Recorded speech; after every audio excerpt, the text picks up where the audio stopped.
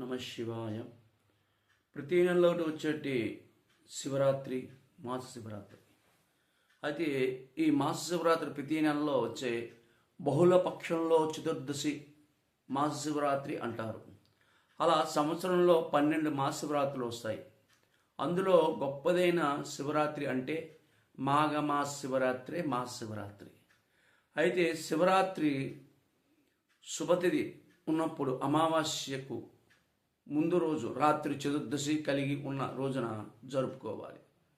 అయితే మహా అని ఎక్కడ అనిపించిన కొన్ని అలాంటి వాటికంటే గొప్ప భావం శివ పార్వతులది కలిసి శివుడు అని పేరు.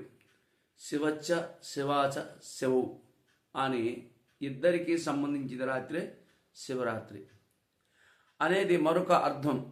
అందుకే శివరాత్రి నాడు అయ్యకి అమ్మకి కూడా ఉత్సవం సాగుతుంది. శివ అంటే మంగళకరం అని అర్థం. రాత్రి ఏదో అది శివరాత్రి అనేది మూడో అర్థం. అయితే ప్రాణికోటి యావత్తు నిద్రపోతూ ఉంటే కాలం రాత్రి నిద్ర అనేది పాక్షిక మరణంతో సమానం. ఆ రాత్రి వేళ తాను మేల్కొని రక్షించి శంకరుడు రాత్రి దేవుడు. తన వివాహం కూడా అర్ధరాత్రి దాటాకే మొదలవుతుంది. చలికాలం వెళ్ళిపోతుండగా మహాశివరాత్రి పండగ దినం వస్తుంది. చలి మంచు బాధకు తాకలేక శరీరంలో పుట్టే చలిని తట్టుకోలేక గొంగల్ని కప్పుకొని ఉండగా పిశాచ భూత ప్రేతాలని దుఃఖాన్ని చేర్చుకునేవాడే శంకరుడు. నెలవంకను శిరోభూషణంగా ధరించి మస్వలేపను వాహనం మధ్య కన్నుల పండగగా జరిగే పార్వతీ పరమేశ్వరు శివపార్వత కళ్యాణ మహోత్సవం కోసం ఎన్ని రాత్రులైనా వేచి ఉండవలసిందే.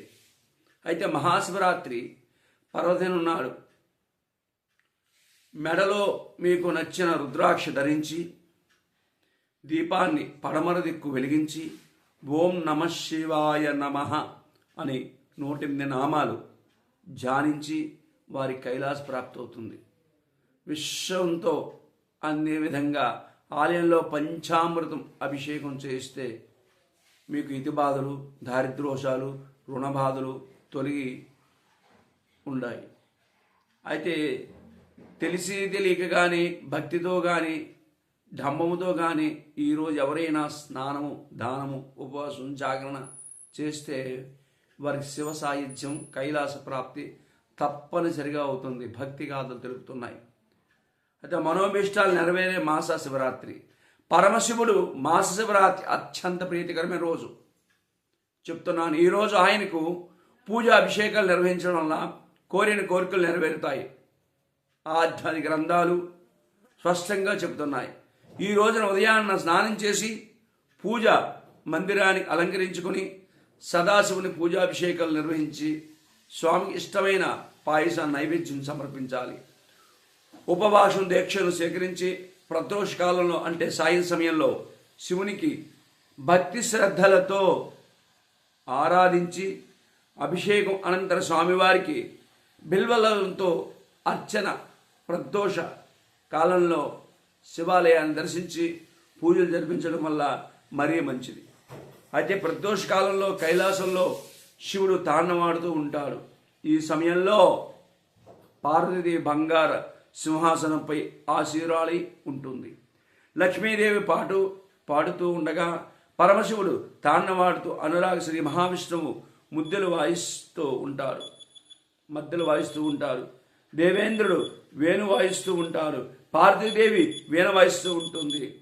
కాబట్టి మనోహరమైన ఈ దృశ్యాన్ని సమస్త దేవతలు కూడా సంతోషకరంగా తిలకిస్తూ ఉంటారు. ఆ సమయంలో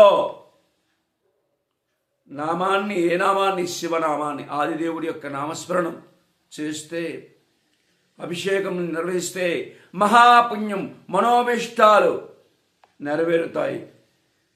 కాబట్టి ప్రతి ఒక్కరు కూడా మాస శివరాత్రి రోజు ఈ యొక్క అభిషేకాన్ని, రుద్రాభిషేకాన్ని జరిపించుకోండి. అందువల్ల మహాశివరాత్రి రోజున ఉపవాసం జాగరణ చేస్తే చాలా మంచిది. ప్రదోషకాలంలో మహాశివునికి ఆరాధిస్తే, అనుక్షణం ఆయన నామం స్మరిస్తే మీకు అన్నీ కూడా మీ కుటుంబంలో ఇటు బాధలు తొలగుతాయి. ప్రతి ఒక్కరు కూడా శివపంచాక్షరి మంత్రం ఓం నమః శివాయ నమః అనే మంత్రాన్ని 12 సార్లు ధ్యానం చేయండి. మీ రవిశర్మ మీకు మళ్ళా వీడియోకి ముందుకు వస్తాను. అందరూ కూడా ఈ యొక్క వీడియోని చూడండి, వినండి, లైక్ చేయండి, షేర్ చేయండి. శుభం, సర్వం శుభం. ఓం నమో భగవతే రుద్రాయ.